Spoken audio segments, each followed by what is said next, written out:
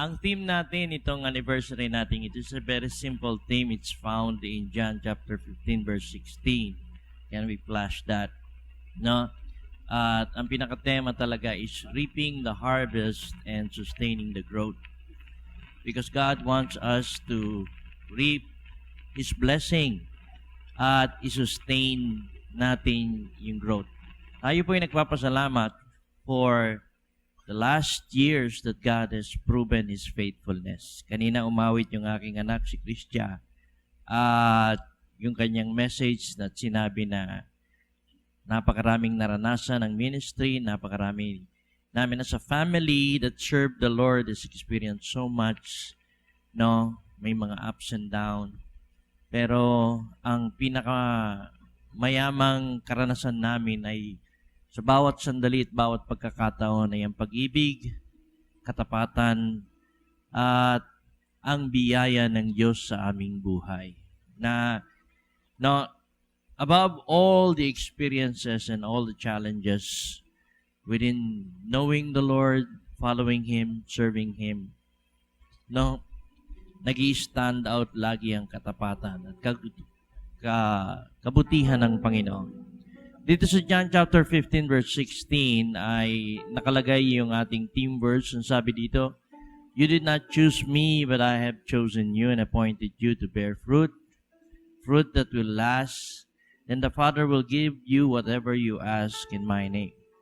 If we could see God's direction for us in this year. Unang-una, gusto nating maintindihan, maunawaan, mailagay sa puso ng bawat isa sa atin.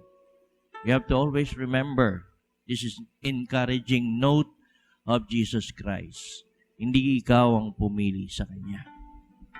Amen. It is not in our choosing to serve the Lord. It is not in our choosing to follow the Lord. Pero ang sabi ng Biblia, siya ang pumili sa iyo. Amen? No? Sa Greek word, it is very simple. To pick out. So, ibig sabihin sa karamihan ng lahat, pinili tayo ng Panginoon, no? Kinuha tayo ng Diyos. Sapagkat ang kalooban niya ay tayo ay mamunga. Kaya tonight, if you feel that someone has forced you to come here, now you are misunderstanding. You are here because there is a divine appointment by the Lord in your life. From the very foundation of the world, bago pa lamang nilikha ang lahat ng bagay, ay pinlano na ng Diyos ang oras na ito at ang araw na ito upang ikaw ay mapunta sa lugar na ito. Dahil ikaw ay pinili ng Diyos na mapunta sa lugar na ito. Sa katunayan, ginawa niya ito dahil mahal ka niya. Amen? Amen po ba? Mahal ka niya at nais niya maranasan mo ang lubusang pagkilos niya sa iyong buhay. Kaya I congratulate you for being here tonight. Sa mga mananampalataya, God has chosen each and every one of us. Amen. And we are handpicked by God. Katulad ng isang magsasaka na kapag ka ito ay magtatanim ng mga puno, magtatanim ng anumang halaman, at ninanais niyang mamunga ang kanyang itinanim, pinipili niya ang pinakamainam na binhi. Amen? At sabihin mo sa katabi mo, congratulations, napili ka. Kaya kung inaakala mo na hindi magiging mabunga ang iyong buhay, and if you think that you do not have what it takes in order to be fruitful in your life, you are mistaken because you are a handpicked. You are handpicked by the Lord. Amen? That means you have the potential to bear fruit. Amen? Ang mga magsasaka, yung mga nagtatanim, pinipili nila yung magandang binhi. Yung pangit na binhi, tinatapon. Bakit? Sayang lang itanim yun eh. Amen? At ikaw ay pinili ng Panginoon sapagkat nakita sa iyo ng Panginoon that indeed you have the potential to grow, you have the potential to bear fruit. Sabi ng Panginoon, hindi niya lamang kalooban sa bawat isa sa atin na tayo ay mamunga kung hindi ang bunga natin ay manatili. Amen. And this is something that we have to always remember and understand. In order for us to grow, we must have sustainability. Hello? Amen? Kasi, ang problema minsan sa mga Pilipino, ubus-ubus biyaya eh. Amen ba? Alam nyo, notorious daw tayong mga Pilipino all over the world. Amen?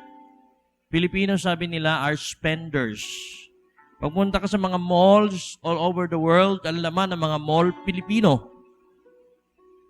At ang maganda sa mga Pilipino, lagyan mo lang ng sale ang isang bagay, binibili. No? Kahit sa world business today, no, alam niyo bang ang pinaka-viable place to start a business is in the Philippines. Bakit gano'n ang mga negosyanteng, mga foreigner? Gustong-gusto nila na mag-start up ng business sa Pilipinas. Kasi sa Pilipinas daw, kahit ano, binibili. Kaya marami sa mga Pilipino, no, maraming blessing pero walang growth. Why? Because there is no sustainability. We must sustain the growth. That what we bear fruit, it should remain. Amen? Anumang klaseng bunga yan. Bunga sa ministeryo, kaluluwa, sa pangalan ng Panginoon, whether it be relational, financial, material. God wants our blessings and our fruit to remain. And merong pangako ang Panginoon dito. Napakaganda ng pangako niya eh. Amen. Kapag ka marunong kang mag-alaga na ang bunga mo ay nananatili, ang sabi ng Panginoon, hihilingin mo ang anumang gustuhin mo sa kanyang pangalan at ibibigay ng Ama. Hello? Why? Because blessing is responsibility.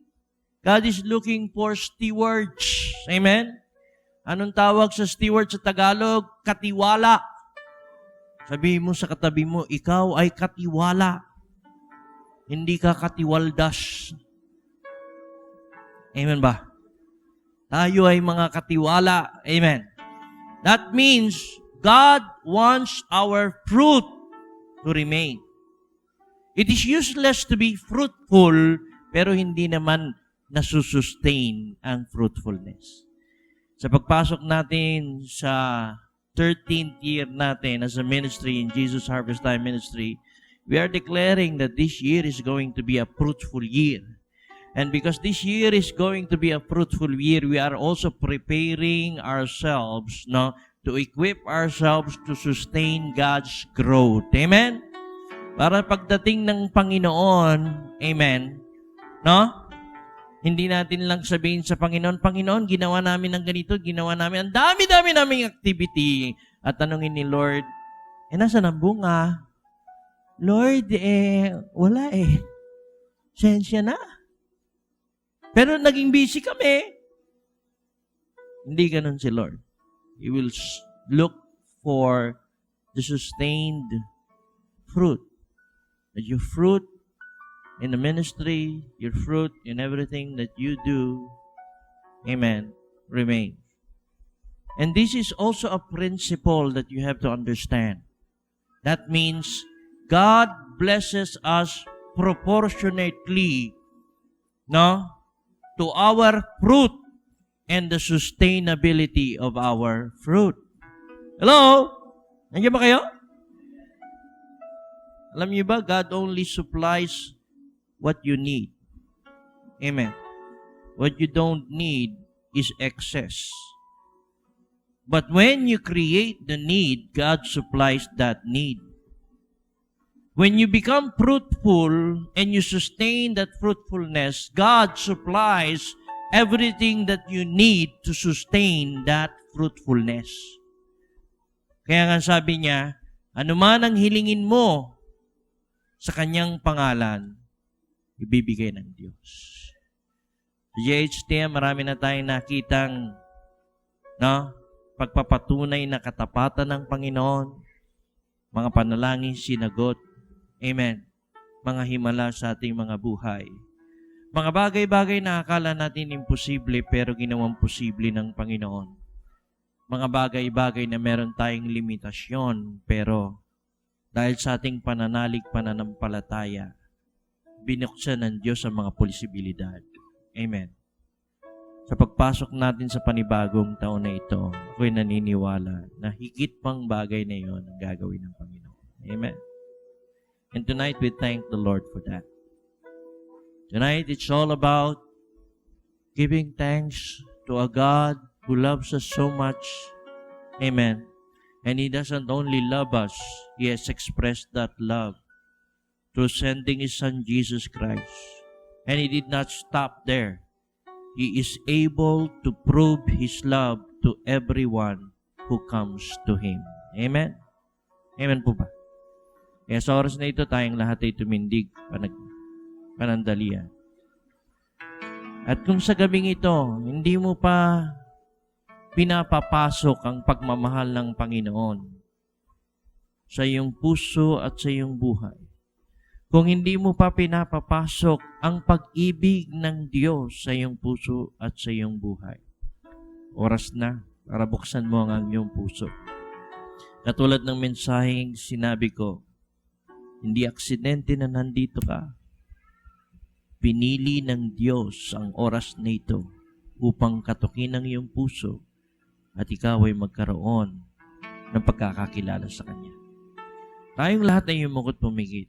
Habang tayo nakayukot nakapikit, kung nais mong tanggapin ang pag-ibig ng Diyos sa iyong puso, walang iba kung hindi ang ating Panginoong Hesukristo, sapagkat ang sabi ng Biblia, gayon na lamang ang pag-ibig ng Diyos sa sanlibutan, ibinigay niya ang kanyang bugtong na anak na si Jesus, upang ang sinumang manalig sa Kanya ay hindi na mapahamak, bagkus magkaroon ng buhay na walang hanggan. Ang pag-ibig ng Diyos ay nakapaloob sa Kanyang regalo. Ang regalong yun ay walang iba kung hindi si Jesus, na nagpakasakit para sa iyo at para sa akin upang mabayaran ang ating kasalanan sa krus. At kung bubuksan mo ang iyong puso sa gabing ito, siya'y papasok sa iyo at mananahan. Nais mo bang tanggapin siya? Kung nais mo, itaas mo lang ang iyong kamay. Tanda ng pagtanggap sa ating Panginoong Hesukristo, hindi relihiyon ang tinatanggap mo, walang relihiyong namatay sa krus ng Kalbaryo. Hindi institusyon ang tinatanggap mo, walang institusyon na nagpakasakit para sa kasalanan mo. Ang tatanggapin mo ay walang iba kung hindi ang Panginoong Hesukristo na nagmahal sa iyo ng gayon na lamang. At kung nais mo siyang tanggapin, sumunod ka sa isang maikling panalangin ng pagtanggap. Sabihin mo, Panginoon, narito po ako, nagpapakumbaba sa iyong harapan. Inaamin ko, ako ay isang makasalanan. Patawarin mo ko, Panginoon. Sa oras na ito, ramdam ko, kailangan kita.